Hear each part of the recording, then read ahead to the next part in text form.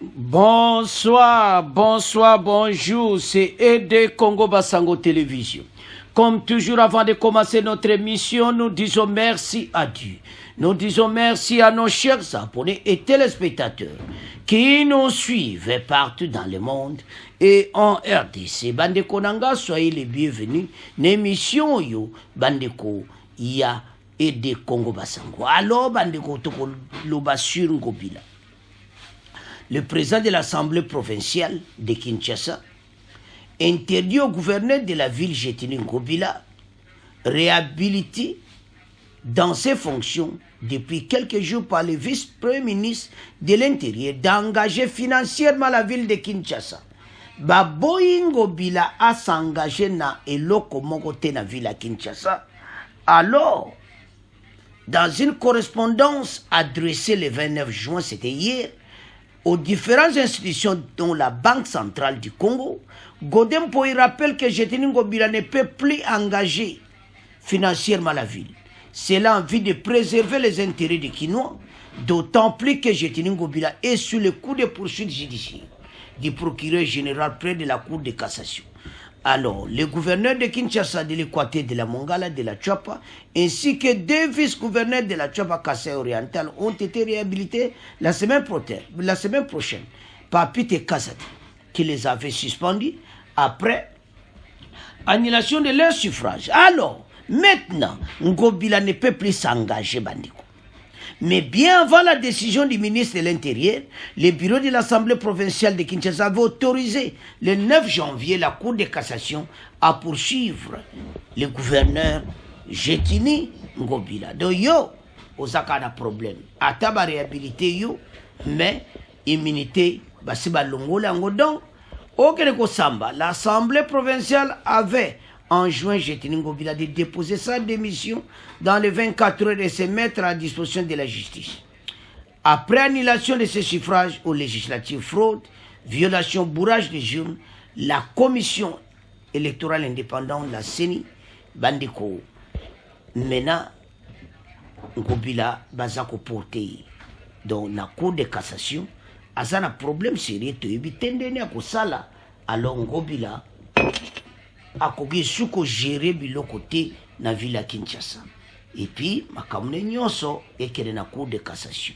O baloba kesi indi. Alors, tolanda extrait oyo après toloba lisusi Ngobila.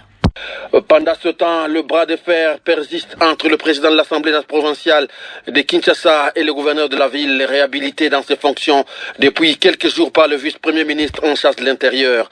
Dans une correspondance signée lundi et adressée aux différentes institutions dont la Banque centrale du Congo, Godem Poy, le président de l'Assemblée provinciale, écrit que le gouverneur réhabilité Jetini Ngobila ne peut plus engager financièrement la ville de Kinshasa.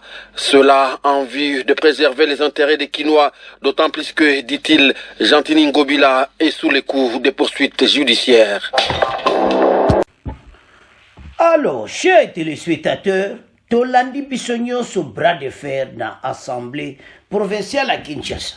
Bangonio so baza décidé. Na ye Godem Poy Bangonio so balobi Ngobila. Ba réhabilité yo, mais biso de longola ki yo. Donc, bazongi si yo, zonga, mais oko gérer le choix mbongo mon côté dans l'Assemblée de Kinshasa parce que aux sous de coups judiciaires. Effectivement, il faut zalande yoan. Donc azon c'est la mena lettre na ke ko samba na cour de cassation. Bande ko e poani ba libérer bato ba usuka na makala. Au lieu que bolongo la bango, tika bango wana justice azwa makambo main et puis azwa décision bato wana nyonso bakokende na Ngobila destination akokuta na Jean-Marc Kabund. Ndenge makambo ezokende bolandi wana. Bon comprendre que la réhabilité mais moins parce immunité ne c'est longue déjà. Et puis ndenge azado c'est fini kutu makakutu wana déjà c'est longue nyonso parce que bakangi na fou.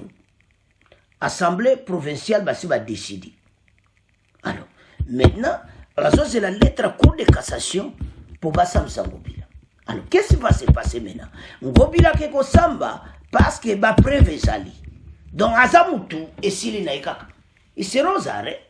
bato wana nyonso oyo basalaki peut-être bon bapene moko le mosusu eza mopene nayebi te combien de peine bakozwa parce que eza na baka ya babourrage de jure donc toyebi te ndenge koleka mais ce qui est vrai ete Ngobila akoko gérer le sujet eloko mote tanga yango bien parce que nexio wana radio a confirmé kaka en bref mais masolo eza milai bango barapele kaka lettre à cour de cassation ozoki kosamba donc yo oza lisusu na droite donc nde aza wana parce moi oza dia mokangami alors bandeko les intouchables botala badossier donc eza mobulu donc jetini Ngobila aza na situation pour le moment très sérieux donc ndenge tolandi wana donc akozala na baplace wando aza na problème voilà.